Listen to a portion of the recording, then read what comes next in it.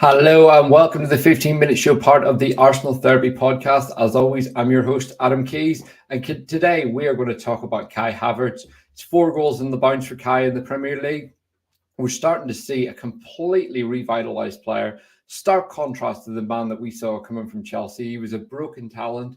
He was someone that needed repaired and put together.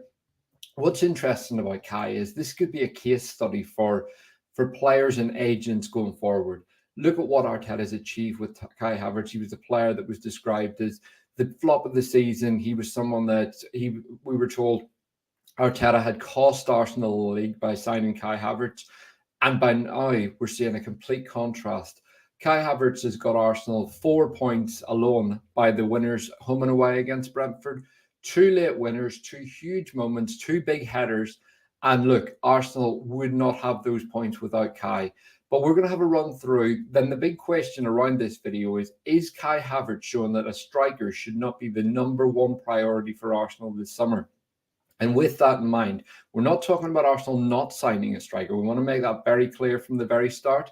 The question is, do Arsenal need to go all out for a number 9, or could a winger, an 8, or someone else be the priority, the big signing this summer? So say a Frankie de Jong became available, for example, or a Rafael Leao.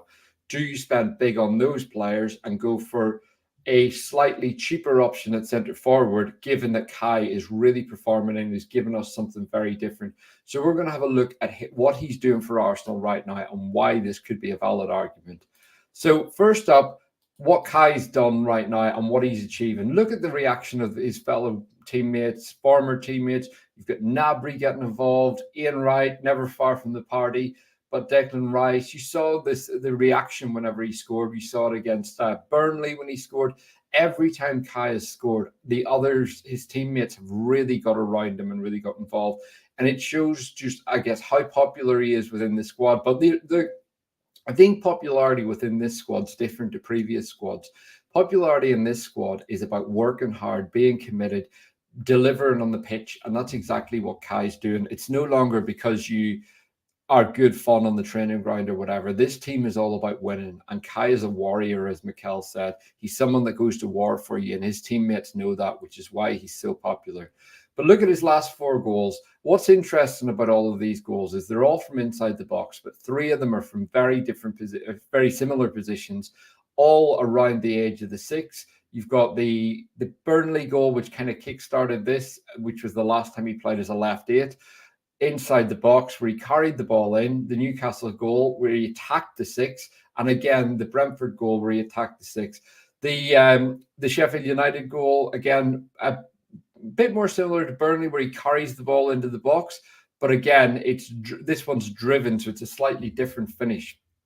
But with Kai, one of the things I wanted to look at was his heat maps across the last 4 games. You can see the one on the left is his last game as a left 8, which was against Burnley. Heavily dominated the kind of left half space area around the edge of the box. That's where he played the majority of his football. But you can see from the map the defensive work he was doing. You can see the runs into the box. But look at him in the next game, playing as a number 9. Look at the positions he's taken up. This is Kai as a false 9 as well. So he very much dominates that area in and around the box. He drags defenders into positions that they don't want to be. He creates space for his teammates. But what you can see across all these heat maps is that he does spend a good bit of time in and around the box. And we're going to have a look at that too, because that's something that's very important. So when we talk about players playing as a false 9, people assume that they drop very deep. Kai does come a bit deeper. He goes wide. He kind of goes everywhere across that front line and allows Arsenal to play the 2-3-5 system.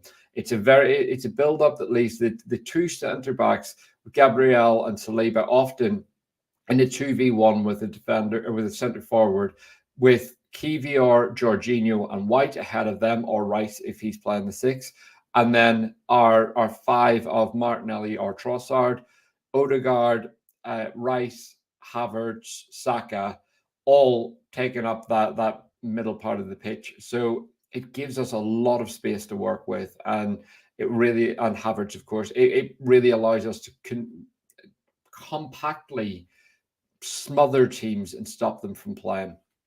One of the things I wanted to touch on as well is the positioning of Kai's shots. You can see here, he's hitting some shots from outside the box, but predominantly the area he likes to attack is in and around the penalty spot, the 6-yard area. And this is where his shots are coming from. And if he keeps hitting these areas, he's going to score a lot of goals for Arsenal. That's just a fact. That is something that if you keep hitting this area, you keep making these runs, getting shots in this area, you will score goals. And what's interesting now is that Kai has 8 goals in the Premier League this season off an XG of 7.81. That's a stark contrast to a player that we've always seen underperforming his XG. But the thing is, if you keep making the runs, you keep hitting the right areas, you keep getting your shots in the right positions, you will score goals. Football isn't rocket science. It's predominantly a game of repetition. And when you see with Kai what he's doing, so first up, I wanted to touch on the positions he's taken up. And these are some of the goals Arsenal have scored recently. You can see Kai circled in these positions. Kai doesn't score any of these goals. What he does is he positions himself in the box so that defenders are very aware of his presence. And if you look at him, with the exception of the first one, which is Saka's own goal, the own goal caused by Saka's cross, Kai is being marked in all of those positions. He's taken up a very central position in the box. That's causing defenders to be aware of where he is and means they need to stop him. They need to pay attention to him. And he's 6'4". He's not a small character. But what his position has done has allowed someone else to gain a bit of space.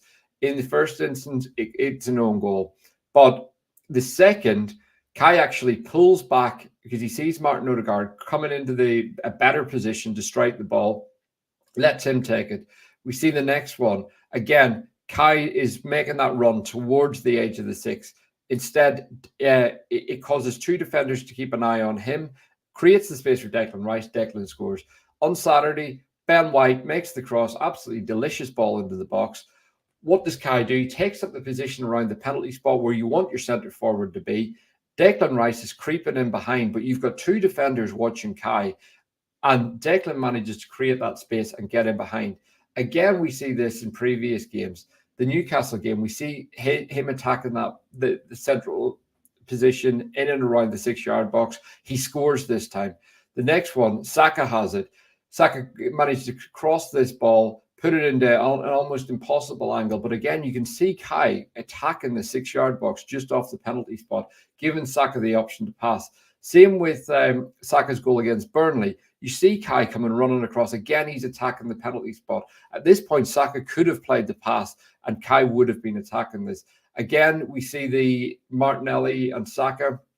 This one, Saka plays a great ball into Martinelli. It just goes over the bar. But again, it's Kai attacking that area.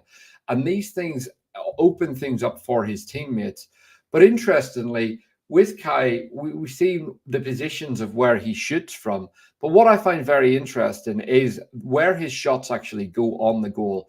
And you can see from this graphic that quite a few of Kai's shots go within the middle third of the goal. He isn't great at picking out the corners. So the one with the circled ball is actually his goal against Brentford on Saturday. But you can see from the numbers, where his shots are coming from. You can see kind of a lot of left foot action, but he isn't scared to take a shot with his right, 11 shots, and with his head. So there is that variation, and that's something that makes it difficult to defend again. But the reason this graphic's interesting is because, as I said, Kai hasn't been great at picking out the corners, but recently that is something he's clearly been working on.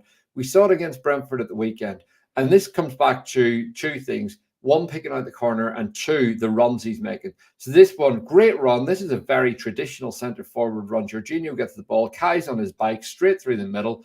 Brilliant first touch. And as you can see from the lower graphic, he does chip it wide. We all saw it. It was a big chance. It probably would have killed the game and put it to bed, but he does miss it. And the same against Newcastle. So this one, Martinelli plays him through, and Kai strikes the ball low and hard and drags it wide of the post. But what's interesting is, as the previous graphics just showed, Kai's put a lot of his shots in the middle third of the goal. This is a couple of times in the space of 2 weeks when Kai has been through on goal and has gone very, very accurately towards the corner, and it hasn't come off. But what's interesting is that's something that previously probably just puts that ball at the keeper both times and gets a shot on target. Instead, we're seeing him really trying to pick out the corners, which I would say comes down to two things. One, it's something that Arteta is pushing on him in training, or one of the other coaches, maybe Carlos Kesta or someone. And secondly, it's the sign of his confidence that he wants to get the corner. He knows that just putting a shot on target isn't enough. This is big boy football. He knows to really kill games, he needs to be aiming for that corner. But again, we're seeing why he's improving.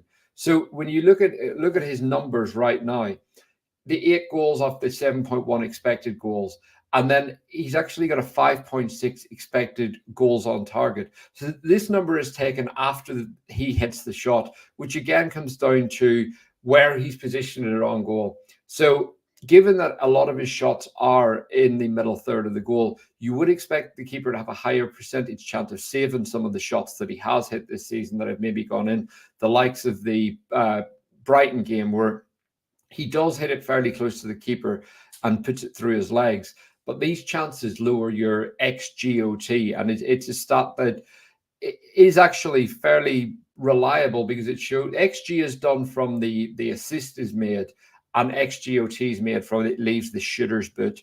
Again, he's got 1 penalty goal, so 7 outfield goals for him this season, outscoring the likes of Cole Palmer and many other players. He's actually 19th in the Premier League's goal scoring chart right now. So this is showing that Kai is really starting to develop. Even the number of shots he's hitting, he's got 40 shots this season, so that number is growing. We're starting to see him get into those positions, hit more shots. You hit more shots in the right areas of the pitch and keep making the right runs, you will score goals. Football, as I say, is repetition. It's not rocket science. It's becoming more tactically advanced, but the art of scoring goals comes down to being in the right place at the right time consistently making clever runs to evade defenders. But alongside his goal scoring, what Kai's doing really well now, he's actually adding an increased kind of hurriedness to his passing. There's more aggression. We saw on Saturday against Brentford, and this is something that we've seen in a few games now. This one, the ball breaks, Jesus takes it down well. Kai comes charging through. He doesn't want to touch. He hits this first time, frees Reiss Nelson, who makes a really good carry through the pitch. And this is something that we saw recently from Kai. We've seen him drop back, win the ball, turn, and get it out quickly, get a lot of pace on the pass. Again, we saw with one of our goals against Sheffield United, where it was Martinelli's goal. Kai gets the ball on the halfway line. He takes it down. He releases it quickly to Odegaard, and then he starts charging towards the goal. Martinelli ends up scoring. But again, this is something earlier in the season. Kai would have taken that extra 1, maybe 2 touches. And this is why his assist numbers are increasing. He was sitting on 1 assist for a long time. He's got 2 assists in his last handful of games. And again, that's outperforming in his expected assists just slightly. But we're also seeing him have more passes per game, more passing accuracy per game, more touches per game. And all of these things, again, 28 chances created this season. That's a player that's increasing in his confidence. Off the ball, Kai has never hid for Arsenal, but there was a fear when he was on it that there was an element that he was hiding slightly. He didn't want to be on the ball in the way some of his teammates did. That's not the case now. Kai's a player that is taking responsibility for everything. He's getting involved in things. He's in the thick of the action for Arsenal. And this is why he's become such an important player for the team. And this is why we are seeing a newborn player at Arsenal. But look, ultimately, what we've got from Kai Havertz is a player that's just growing in confidence time after time. And with him playing in the 9 position, one of the key things is Kai drags defenders into positions they don't want to be. As I said, he's 6'4". He challenges for every ball. And with long balls and aerial duels, it doesn't always matter if you win the first duel. What matters is your team winning the second ball. And if you've dragged a centre-back into a position they don't want to be, and we saw this with Canati when Arsenal played Liverpool, it puts huge pressure on them to win that ball and get it to a teammate. But if they don't win that ball and get it straight to a teammate, it gives you the chance of winning the second ball. And by winning that second ball, you're taking on a defender who is out of position, and it gives you the chance to create space for you, and it allows you to really counter upon them. And when you've got such strong counter-pressing players at Arsenal, it really puts teams under pressure. And this is what makes Kai so dangerous in that 9 position, false 9, whatever you want to call it. But right now, this is a guy who's really thriving. And what the way he can bring players into the game, the strength he offers in that attacking role, gives Arsenal something very different. And the runs he's making make him a viable threat to score a lot of goals in the 9 position. He is never going to be what you would call a clinical finisher. But if you look across Europe's top leagues and you look at the best strikers out there, there are very few truly clinical strikers in the market right now. What they all do, and I've done a lot of research on the data, the players that score the most goals, hit the most shots, they arrive inside the box consistently. And that is why they score goals. They hit more shots, they arrive more, and they get more shots on target. It's very simple. And Kai is now arriving in those positions consistently that will allow him to get those shots and score goals. By adding more firepower around him, we can have more creativity by increasing the strength in the left 8 position. That gives us the option of playing Declan Rice as an 8 or a 6. That will really help improve what we've got. It'll give us more options to get the ball into the box for someone like Kai. And then if we can add another striker that possibly needs a development year, we've seen Ornstein talk about Benjamin Sesko, Gyökeres, and Evan Ferguson. Those players might need a year to develop at Arsenal. With Kai in that 9 position, we have a real unit up there.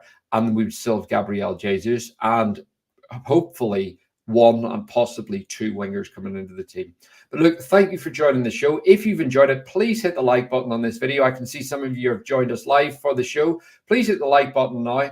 Please give us a comment. Tell us what you think. Drop it in the comments section. Let us know if you think we really need a striker or Kai Havertz is a good option for us leading the line, because we're always interested to hear your feedback. We don't know all the answers. I'm just going on what I'm seeing in games and looking at the data available to me. So please tell us what you think, and please drop a like on the video, and of course, subscribe to the channel.